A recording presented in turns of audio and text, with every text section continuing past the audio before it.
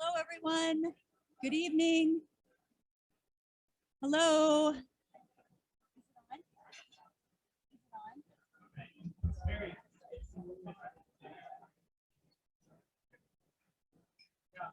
Is it? Hi. Hello, everyone. Hi. Good evening. Can I have your attention, please? I hope you're all either getting ready to enjoy your dinner or you're already enjoying it. My name is Mary Sigler, and I'm a member of the board here. And I'd like to welcome everyone here tonight for this special occasion. I remember myself when I went to my charter holder luncheon many years ago, and it was one of the very favorite days of my life. I was so happy, and it was such a great day. So we hope that that experience will be the same for you tonight. We have asked some of you, or asked all of you, and some people participated in sharing your journey to your charter. And we put together a video, which we'd like to play right now. And so please enjoy. And I've actually enjoyed talking to quite a few of you about your journey to your charter. And everybody's so different and unique. And your experience in getting to where you are today has been very unique. But we're so happy to have you here tonight, and we all share that together. So enjoy dinner, enjoy the program, and again, congratulations. And we're so happy to have everyone here tonight.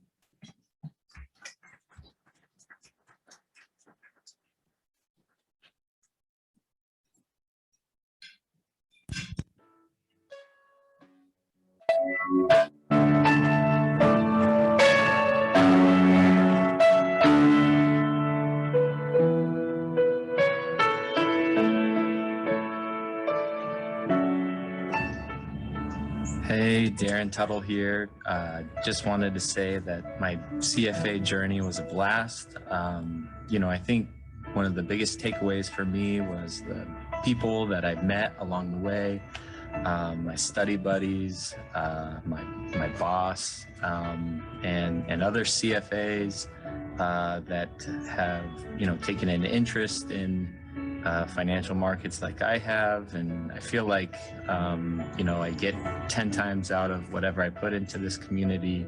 It's just really great. So that's just kind of a little bit about my story, and thanks for listening. Hello, my name is Richard Tran, and I recently became a charter holder in November.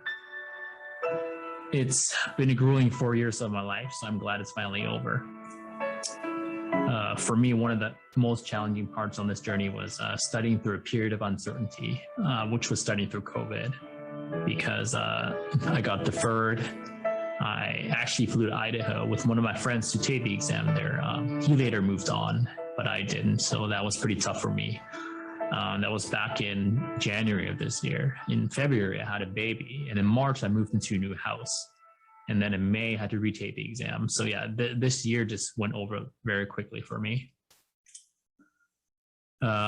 Looking back at it, I have no regrets that it took this long, because for this exam, I knew I had to give 100%, give it all. And passing just any of the parts, just one of the most gratifying feelings I felt in my life. And I've also met some very amazing people along the way, and that's just something I wouldn't trade away for anything. One thing that I look forward to now after getting the charter is just spending quality time with my son, Preston, and just being a good dad for my family. Another thing that I look forward to never having to do again is take the exam again at the Pomona Fair Complex. I remember taking the exam for level 2, and my wife actually had to drop me off because we were stuck in traffic. And I remember having to jump the fence and race hundreds of other candidates just to get to the testing hall. And I believe this was, at 8:25. So, like at the exam starting exactly at 8:30. So yeah, my heart was just racing. But, later that day, exam got pushed back by 30 minutes. But just a crazy experience overall. And just looking forward never having to feel that experience again. So yeah, again, my name is Richard Tran, and I look forward to meeting all of you. My name is Yiming Hao. I also go by Ken. I discovered my interest in the financial markets in college and have since worked to further my knowledge in this area. The journey to becoming a CFA charter holder has developed my interest into a passion by providing a tangible goal that not only helped me improve my technical skills, but also connected me to a community of support systems. I look forward to interacting with other members of the CFA Society as I continue to develop myself in the future. Thank you, everyone. Hi, my name is Liping O Yang, and I go by Leo. First, I appreciate all the love and help from my parents, families, friends, mentors, and employers. It was a long, hard, but precious journey to become a CFA chart holder, one of the highest distinctions in the investment management profession. Passing all the 3 exams means a 1,000-hour study of work, giving up leisure. But strength and growth come only through continuous effort and struggle. My level 3 exam was the last paper-based test, and everyone wore face masks for the whole day. Then 2 months later, I got a warm congrats email from the CFA Institute when I was out of water for 5 days due to the winter storm in Texas. As a CFA chart holder, I look forward to leveraging my skills and knowledge to bring more value to clients, my employer, and our CFA society. Good evening, everyone. I'm sorry I cannot be there this evening. Unfortunately, my grandmother passed away this past week to COVID, and so I'll have to venture on home to see my family. But I wanted to share my journey because I thought it was an inspirational one, at least I hope it is, and definitely a wild ride. I actually started studying for the CFA at 7:45 p.m. on July 10th, 2014 in Baltimore, Maryland. And I tried to get Q and pass level 1 in December and then do the quick turnaround and take level 2 in June.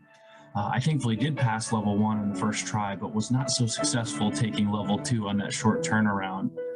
And then so I tried it again and I was aiming to take it again in 2016 when my brother, Michael Van Zandt, tragically disappeared in Hermosa Beach, which caused me to postpone my tests for a few years and ultimately caused me to move to California. And in 2018, I was able to actually take the exam after numerous curriculum changes, and I was able to pass level 2. Then in 2019, I was eager to get finished, and unfortunately, I failed level 3 by just a hair. And we all know what happened in 2020, where we had multiple cancellations due to COVID, and that was not so fun either. So after the May exam, I'm now happy to call myself a CFA charter holder, and I hope that I can just inspire others to stay on the path if things get a little choppy. There's always light at the end of the tunnel. And my biggest learning in taking the exam was just the value of a spare moment of my time. You'll never hear me saying I'm bored anymore. I really do relish the opportunity to have a free moment with juggling family, careers, friends, and obviously the tests. So again, hope everyone has a great evening, and congratulations to all my fellow charter holders.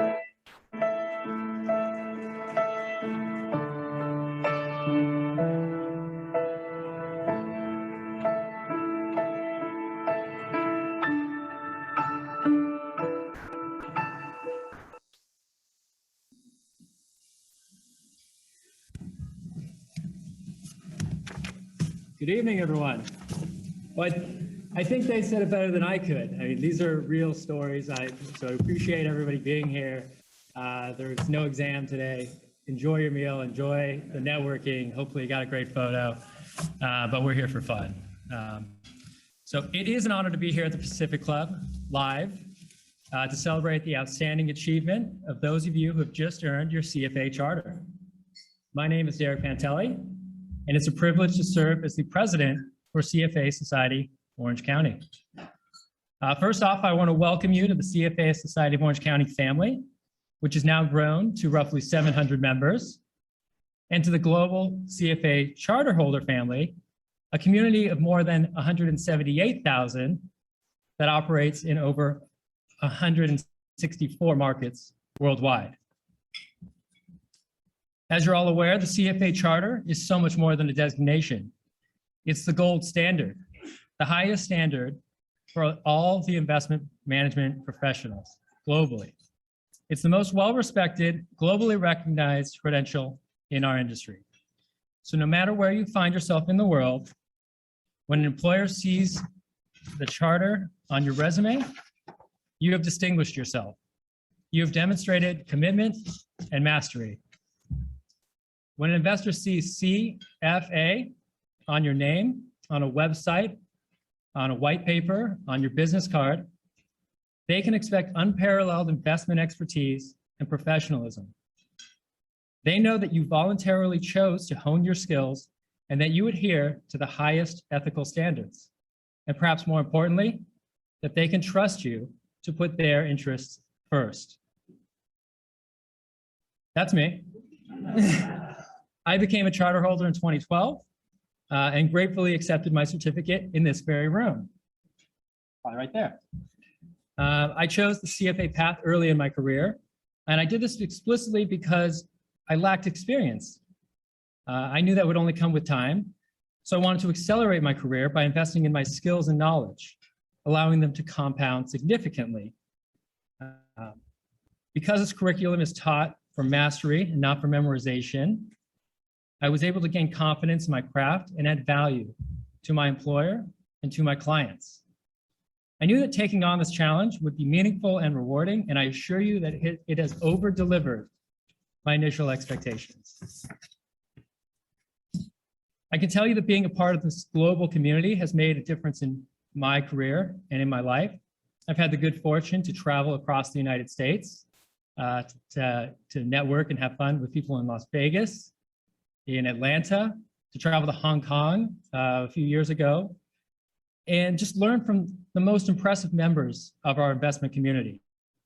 And as a member of CFA OC, I surround myself with the smartest and hardest working professionals in Orange County. As we heard on the videos, the path you've taken here has been long and it's been arduous. And I'm sure no one told you it would be easy. It remains the case that fewer than 1 in 5 candidates who start the program end up earning the charter, which is a testament to your determination, persistence, fortitude, intellect, and professional competence. Most of you invested 1,000 hours or more of study, 9,000 pages of curriculum, 18 hours or more of examination, and on average about 4 years of your life. So I'm sure that's time that you perhaps would have rather spent with friends and family, having fun, relaxing, but instead you focused on mastering financial analysis. And no doubt experienced a fair amount of stressful days and sleepless nights as the exam drew near. And let's not forget to mention the pandemic. How could we forget? Still living it. I have a great deal of compassion and respect for this round of charter holders. For you and your colleagues, your experience was unique in trying with unexpected deferrals of exams, job uncertainties, and caring for the overall health and well-being of family and loved ones. Largely due to this additional hardship and uncertainty, the most recent level 3 pass rates was about 39%. That's well below the average, which is in the mid-50s. In fact, this is actually the lowest pass rate for the exam in the almost 60-year history of CFA. The test wasn't more difficult, but the study conditions certainly were, meaning this may be the most impressive CFA charter holder class to date.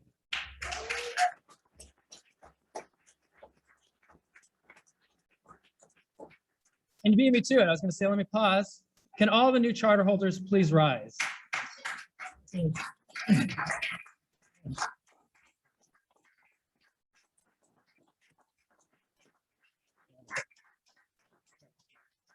This is the best part of giving the speech, honestly.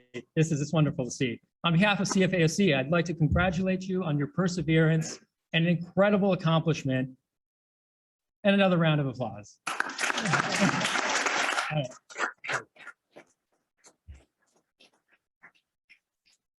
But of course, we all know that this is not a journey that you embark on alone.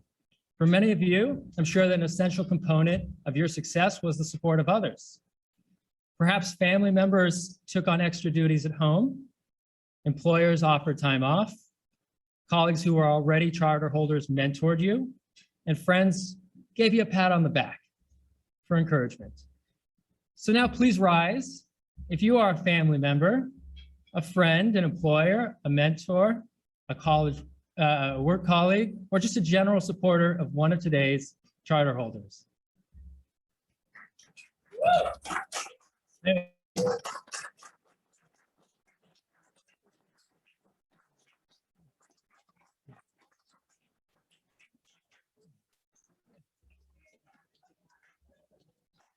Yeah.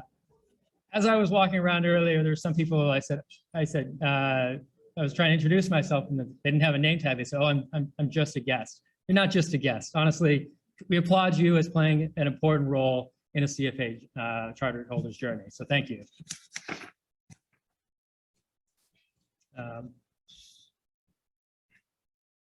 You're joining us at a critical juncture.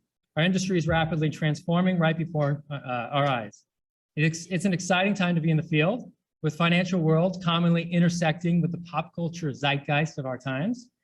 In many ways, investing is in vogue for the masses, for the younger, for the less affluent. People have had access to participate like never before. And it's our responsibility to help others thrive with sound guidance. People now commonly ask my opinion on crypto assets, short squeezes, inflation, supply chains. This isn't just about the ability to trade. They're engaged and they're seeking education and empowerment. So I challenge you to help others, help them navigate through the noise and be that source of responsible counsel.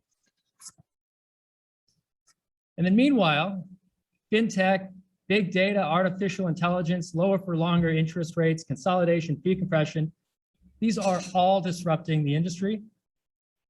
And leaders in the financial sector are calling for more social equality, for fairer markets, and advocating for more secure futures for investors. Change in our industry is nothing new. Stocks used to trade on physical sheets of paper. Now they trade in fractions, move between counterparties in the blink of an eye, no commissions, right from your phone. It may feel like disruption is more intense, but it's just a fact of our industry. For many clients, both retail and institutional, the combination of technology and personal advice holds the key to the most productive and trusting relationships. New technology, business models, and learning preferences are changing what's required of the profession. All this while we contemplate the very future of work, given all the changes accelerated by the pandemic. We need to adapt to this brave new world. For many of us, that means developing skills. And maybe they're not all on the CFA exam. And maybe they don't come to us naturally. This may be the so-called soft skills: listening, empathy, understanding. These abilities are important no matter if your clients are large institutions, a small retail client, or internal clients at work. As a new member, you can rely on CFAOC for a variety of career resources, from continuing professional education, career activities, networking, and social events. And after a prolonged period of relative social isolation, we recognize the need to build strong ties with others in our community.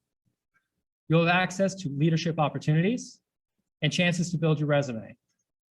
You'll have the ability to volunteer through local society initiatives, enhance your skills, and make an impact where it matters most to you. So take your membership to the next level, get involved, and stay involved. In my experience, the more that you give, the more that you tend to receive. You all took different routes and paths on the road to become charter holders, but regardless of why or how you got here, we're all united by a common mission.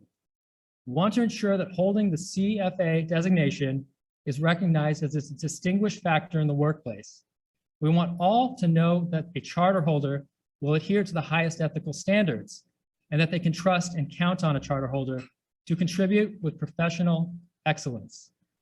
We want those 3 letters behind your name to be immediately recognized as a symbol of unparalleled competence, integrity, and credibility. When we collectively advocate professionalism and bring the ideals of serving others, earning trust, and being a force for good to life through our work, then we all rise, we all prosper, and we can confidently face the future. Thank you for the opportunity to address you all today. Once again, my heartfelt congratulations on your accomplishment. We welcome you all with open arms as a new CFA charter holder, member, and colleague.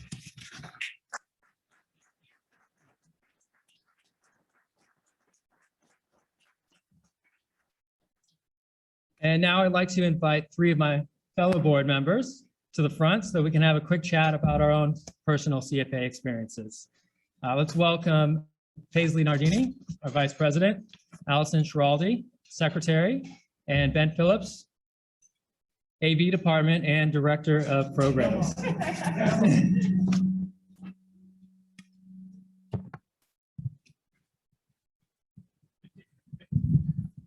You jinxed it.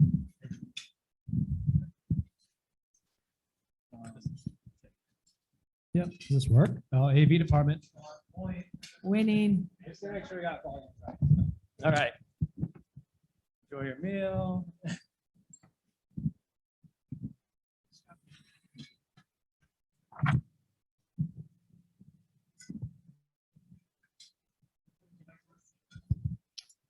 Can you hear me? Okay. Can you hear me? Yes. Maybe I need to speak louder. Okay. Good to see you. Have a seat.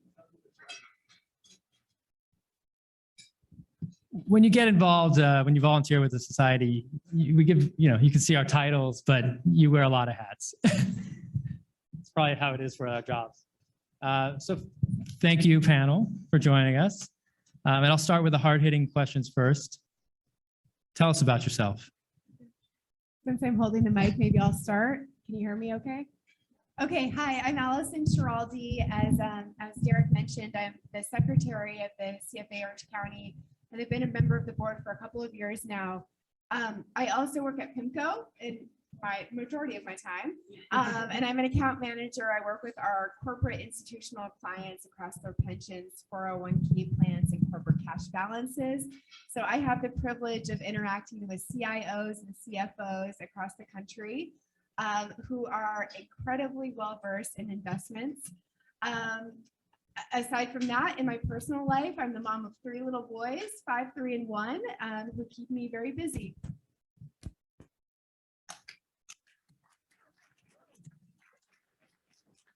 Exactly what you wanted.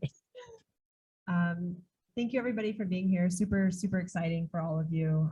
We've all been in the shoes of being new charter holders, and we'll get to this later, but absolutely getting involved like all of us have been is going to be super fulfilling. So I'm just excited to see everyone here today and the turnout that we had. But my name is Paisley Nardini. I'm the Vice President of the CFA Society of Orange County. And my professional job outside of this, I would say, is I'm an investment strategist at Invesco. So similar to Allison, I'm dealing with large public pensions, defined benefit, defined contribution clients, and really working through different asset allocation studies and trying to be kind of a consultative or advisory lens for many of these clients. And I would say outside of the professional world, I live down in Dana Point.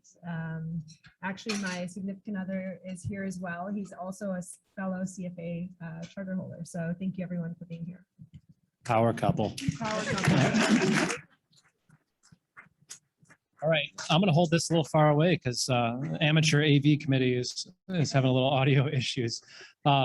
But Ben Phillips, I earned my charter, I think in 2014 is when I got the full work experience. It was 5 years, I think, back then. It was when they went up and back down. But Ben Phillips from St. Louis originally, and kind of kicked my way into Wall Street after going to Mizzou. Had a great career there, buy-side asset management, and started my own asset management firm ultimately and moved out here. Just to really raise our kids, and loving it out here. Been here now 3 years this month after New York City, and really enjoying my time. as Derek was alluding to, you kind of get involved in the society like one bit at a time. And I had a number of people I was talking to tonight who want to get more involved, and I introduced them to Matt McGill, who's our volunteers chair. I'm programs chair, so I'm in charge of, events and things that are happening now AV with the live stream world we're in. But, it started with me wanting to help out a little on the wealth management symposium in 2019. And it was for the April 2020 was the date. And so we had this great event plan. We were going to, host it at Pelican Hill, and it was going to be a big day, great speakers, full sponsorship. And then COVID happened, but I think they saw my enthusiasm, and that's the way you get involved. Just a little bit at a time. You get on one project and you help out there, and people see that you're willing to help and you're going to work hard, and you just kind of grow in the role. And now I'm programs chair. I'm on the board. I'm at every board meeting monthly, and trying to do more and trying to help grow our membership, grow engagement, and just make this a really successful society. So thanks for everyone coming out tonight.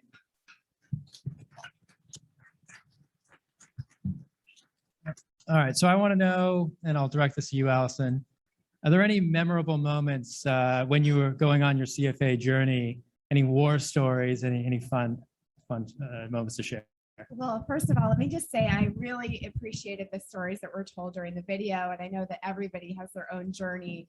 I'll share a funny story that happened to me while I was on level 1. So at the time I was in business school, I went to Wharton Business School, and I was taking my my CFA in Philadelphia at the convention center.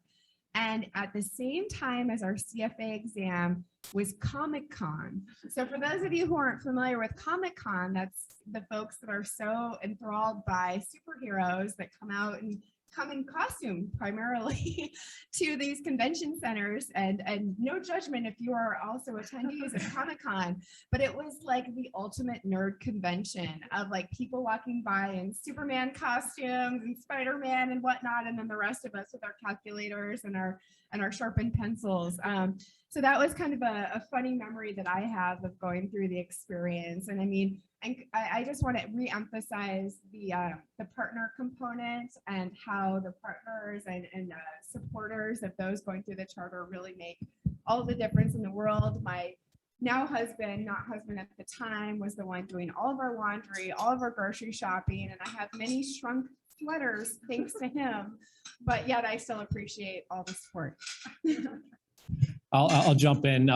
Something that became a little bit of a tradition in New York after we would take the exam is you'd be so relieved. You go out to the bars, and we go to the diviest bar. We're dirt poor in New York, and living in a tiny apartment. And we just so much looked forward to getting out and getting everyone together. We're at different testing centers, but we have a location. We say, okay, 5 p.m., 5:30, we're all going to meet at this dive bar in the West Village, and we'd go down there and just have a big night. And it became this tradition, even after we all passed level 3, to really support the other charter holders who had just taken, or the other test takers. They weren't charter holders yet, but they were taking level 1, 2, 3, and they were at our work, and just became this really big community building exercise. And I really valued that we rallied around these other people, and it became this tradition that every year we'd all just go out and have a big blowout night after taking the test. And it was, I think everyone's experienced that feeling of relief once it's over. You don't know how you did, but you're just like, it's over, and I can enjoy my summer now. Yeah. So that was something we really enjoyed, was just getting everyone together. So order another glass of wine while you're here. And I think that's another important point, is you guys have all worked really hard to get this credential. It's really meaningful. You know how to study. That we all know that's the case. So I would say go figure out a new skill that gives you joy and excitement outside of the investment world as well. Make sure that keeps you fresh for the long term as well. And personally, after I got my CFA, I got into scuba diving, I got into photography, all the outdoor things that I couldn't do for a very long time. So if there's something that excites you that you're like, man, I wish I could, well, maybe now you can.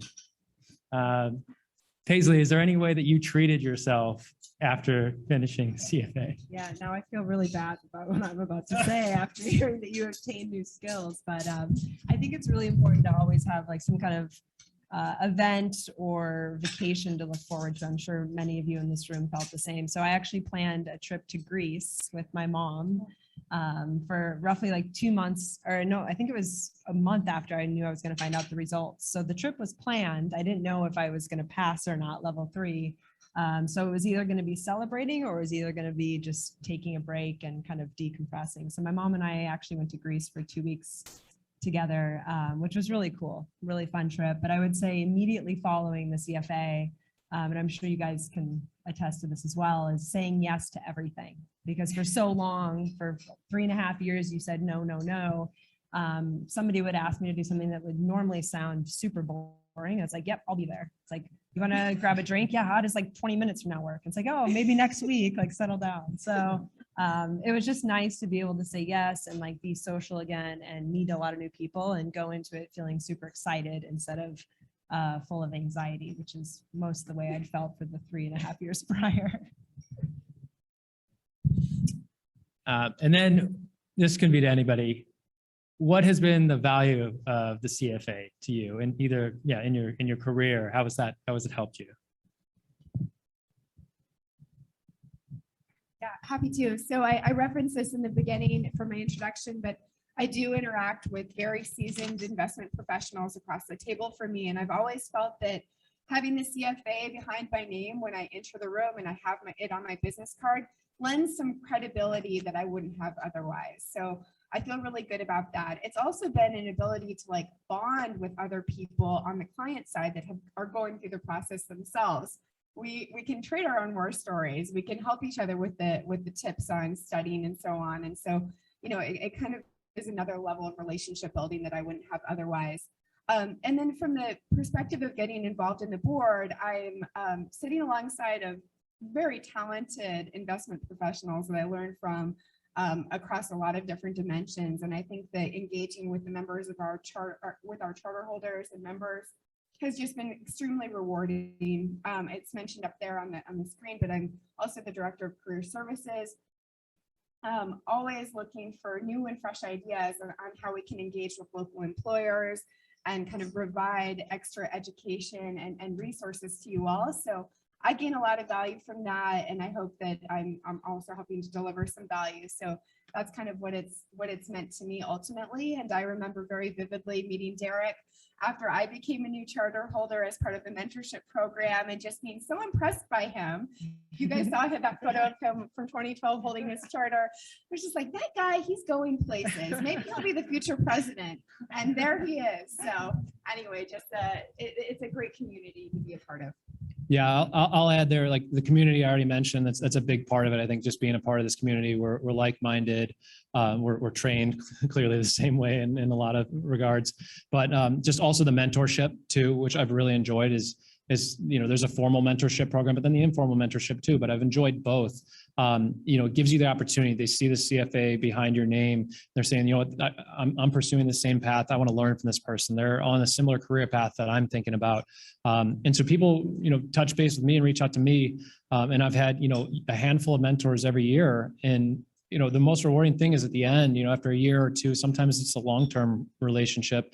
They ask, you know, what can I do to thank you? You've been so helpful in my career. And I said, just can pay it forward, you know, help someone else, like go mentor, you know, the next, you know, senior in college who's coming out and trying to find their way in their career. And that's been one of the most impactful things in my career and just personally too.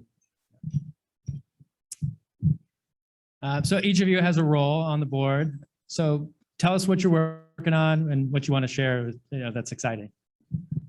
I can go first.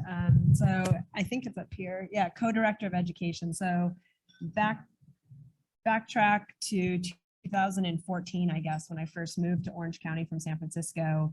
And I was trying to get involved in just a volunteer basis because I knew that they had an education chair. And I was in a program very similar when I was in college where you had the ability to manage real money. And so I got essentially connected to the CFA Society here in Orange County through just a volunteer basis. And I still, to this day, I guess it's 6 or so years later, I'm still involved in the same program. I now actually oversee and chair our Student Managed Investment Fund, which is an amazing program. So that's really where my heart is. And so I think that, you know, we all have different roles here. We all have ways that we get involved and really finding something that like speaks to you, but it still allows you to grow professionally and build your network. And so if any of you are looking to get involved, actually Wally is here today. Thank you for joining. I saw your name, I didn't even know you were going to be here. But Wally actually just joined me on the Student Managed Investment Fund. So he's going to be a volunteer with me going forward. It's a very rewarding program. We work with 6 universities across Orange County, hundreds of students every year. And they work really, really hard. They put together a formal, like you would see in the real world, an institutional RFP to manage real money on behalf of our foundation. And it's a full year program, and we do this every year. Stephen is here as well, and he's on the investment committee for that. So it's a super rewarding, super exciting, and that's kind of where I got started in this, and the CFA Society 6 years ago and still today. So if anybody's interested, or from an employer perspective as well, the pipeline of students coming out of this program is unreal. They've actually managed real money. They understand parameters, constraints, and presenting to professional organizations. So if you guys are looking for pipelines, definitely call me, because we have a lot of incoming students that are super impressive. Okay. I referenced a couple of the items with the career kind of orientation, so employer outreach. We also have an upcoming virtual seminar. Hopefully you saw the invites. If you didn't, get on our listserv. We have a 3-part series. It's virtual presentation training, kind of helping to arm us with better skills to present and pitch in a hybrid world. Doesn't matter what role you're in. You could be in prospecting, service, or portfolio management. We're all trying to convey our ideas and sell people on those ideas. So I think it's really important in this kind of new day where we're in kind of these bizarre scenarios where some people are virtual, some people are in person, just how to best communicate. So I encourage you all to sign up for that. And then I really would like to get kind of a new crop of mentorship program up and running, especially since we have all these new fresh faces in the room. So again, to the extent anybody's interested in getting on board and helping with some of these initiatives, please reach out. Awesome. And I'll just do a quick commercial for programs coming up, because it's great to see people back in person and shaking hands and just seeing faces live again. So we're going to have more of these coming up. So we're going to have our signature events. So February 9th is going to be our economic forecast dinner. It's going to be at the Balboa Bay Resort. Balboa Bay Club, as others call it, but same property, A&O restaurants there. So beautiful place. We're going to have ocean views on the harbor of Newport Beach. So that'll be for the economic forecast dinner. We're going to have a presenter, the head economist for Invesco, really impressive guy. And it's just going to be a great event, great food, good people, indoor, outdoor space. So that's February 9th. Then we're going to have the Wealth Management Symposium on April 21st. So I'm giving you the signature events first, because these are the big ones. But April 21st, Wealth Management Symposium, still trying to finalize the location, but it will be April 21st after tax season. So hopefully that helps a few people. And then we're gonna have the annual golf tournament on June 9th. That's a Thursday at Arroyo Trabuco. We did it last year at Aliso Viejo. It was a blast. We had 130 golfers show up. And then we had, I think, 25 people show up for the golf clinic. So if you're new to golf, the golf clinic, everyone had a great time there. They had a bucket of beers too, if you didn't feel like golfing after 10 minutes. But it was a really good experience. So then we have some more regular programming coming up too, in addition to the career events. We're going to launch a monthly happy hour series, I'll call it, an Invest in Yourself networking series. And it's going to be alternating Tuesdays and Thursdays. So the third week of the month, you can just look forward to that third week of the month, informal. We're going to get together, have some free food, free drinks, and get to know some of your colleagues better and network. So look out for those. Get involved. If you want to volunteer, Matt McGill is your guy. We could use all the help we can get, and it's great to have everyone here again. I'm very grateful for this. Yeah, and I appreciate everyone, what you guys are doing for the society. Any final words of advice, wisdom, thoughts that you'd like to share with the new charters?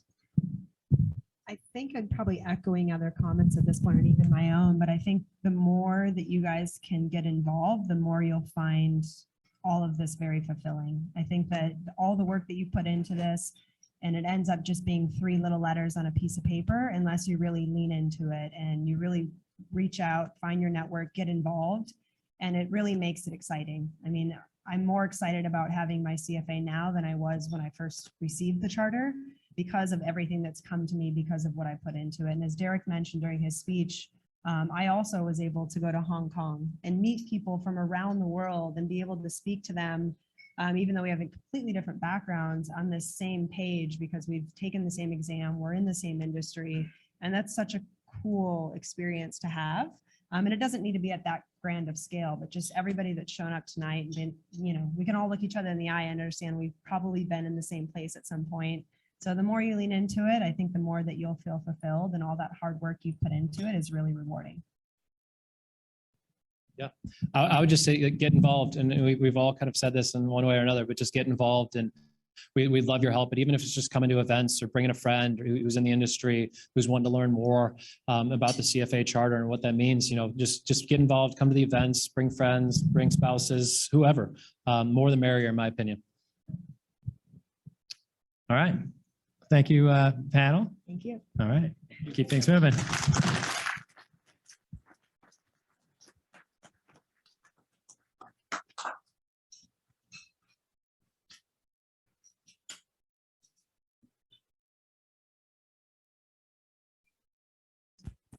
Hello, everyone. I'm Marg Franklin, President and CEO of CFA Institute. It's wonderful to be speaking with you today to honor this momentous occasion. It's not every day that I'm able to address new charter holders, albeit virtually. So right up front, let me join those who've already extended their congratulations to you on this achievement. Well done.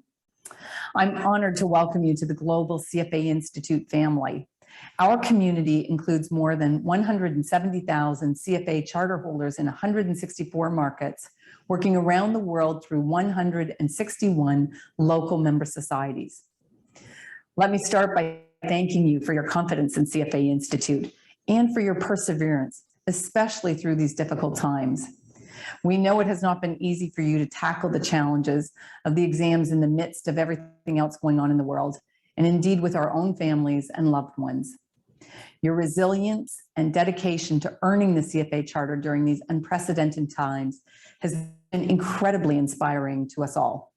We're so proud of our candidates who have continued to press on in their journey to earn our distinction, despite the significant headwinds that we've all faced. This is a testament to the bright futures ahead of you. Your dedication will serve you well in the years ahead.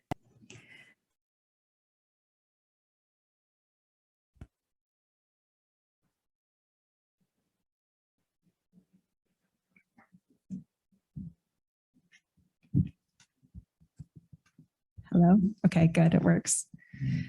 So now we're gonna do what we've been waiting for, which is handing out the actual charters.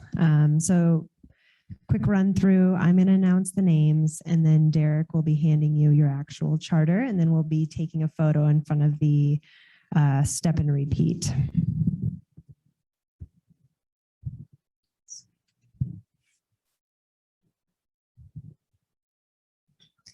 And thank you everyone for your patience as I try to read these names to the best of my ability. And thank you for everyone that wrote down the pronunciation in advance.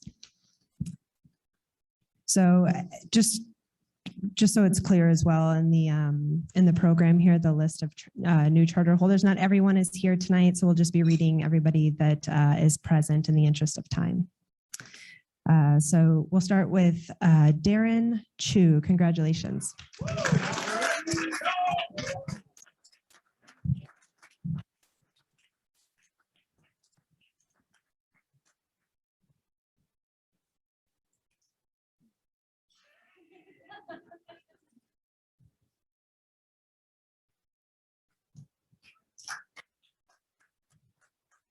Next up, we have Morgan Fippinger.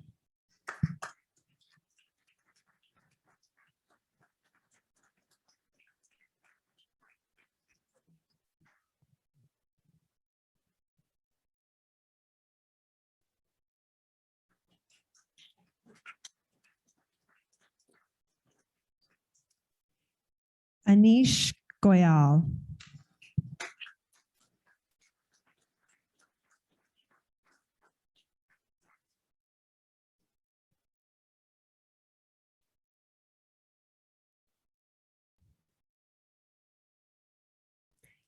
Ken Howe.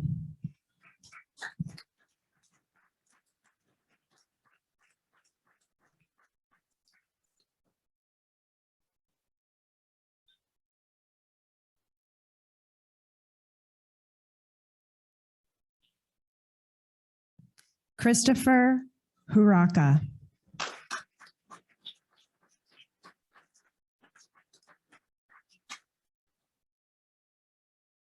We're going to run out of room over there. Jennifer Huyn.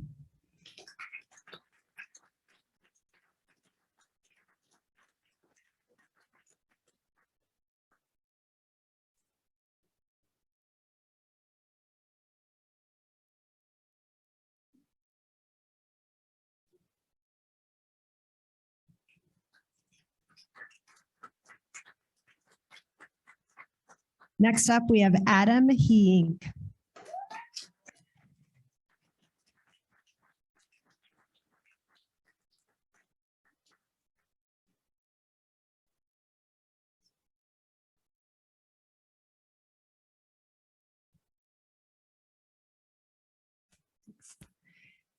Next up, we have Raul Jain.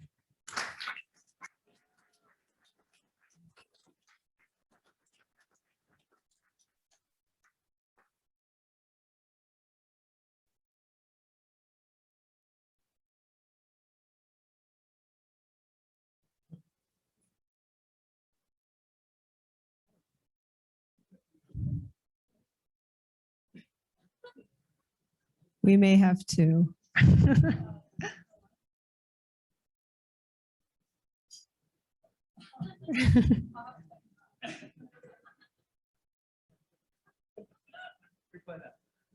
Oh, next we have Raul Jain. Are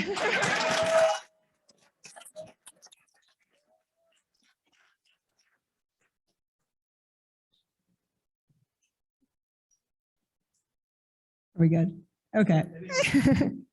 Next we have Zhang Li.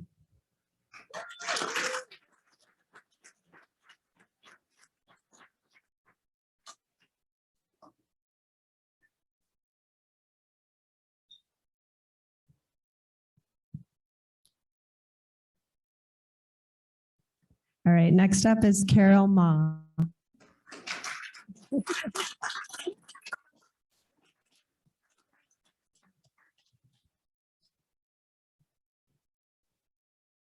Congrats again. Amir Mani.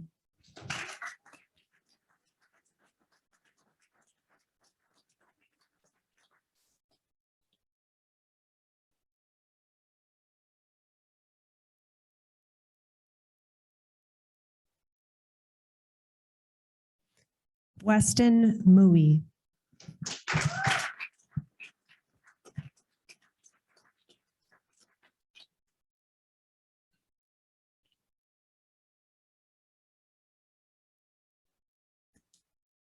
Thomas Naughton.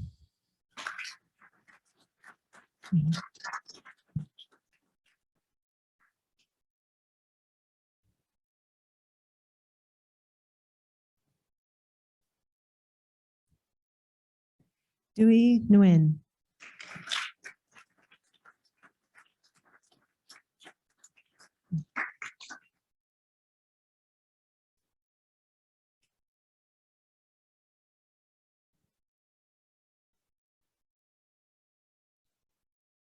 Liping Ouyang.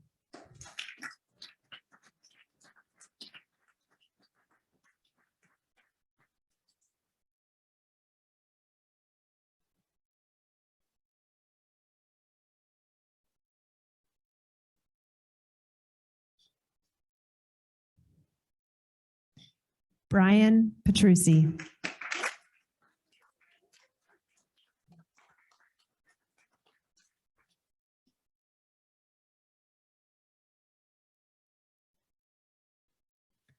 Alberto Guillen Salas.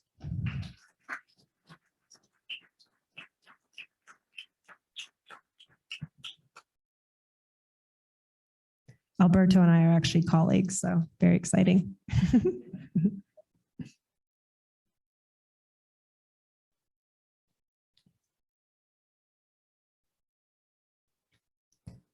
Walter Spillane.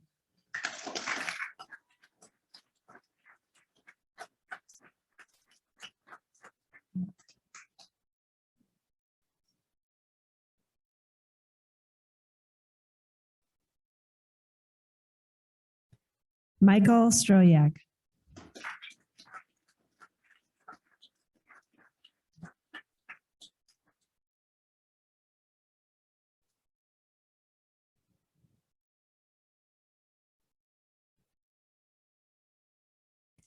Richard Tran.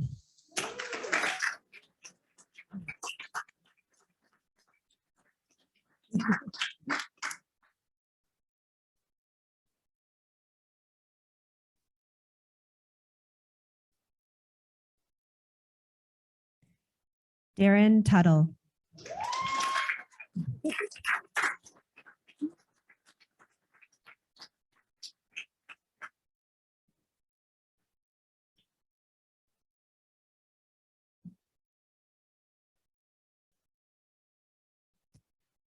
Brian Wu.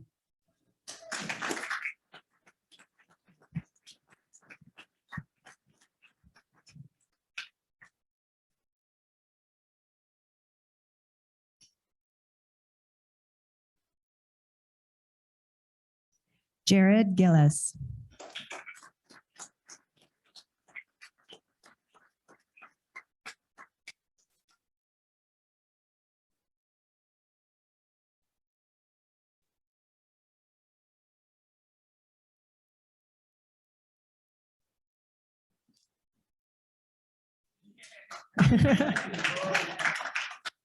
David Ballager.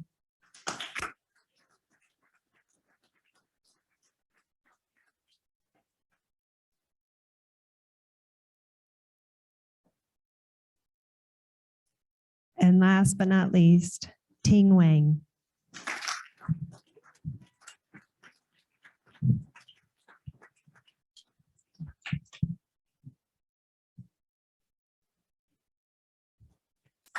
Congratulations, everyone. I think we'd like to take a photo of everyone with the new charters if we can. It might be un-COVID friendly, but.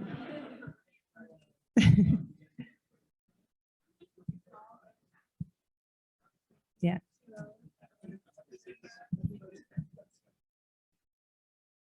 And I apologize if I butchered anyone's name, but I tried really hard.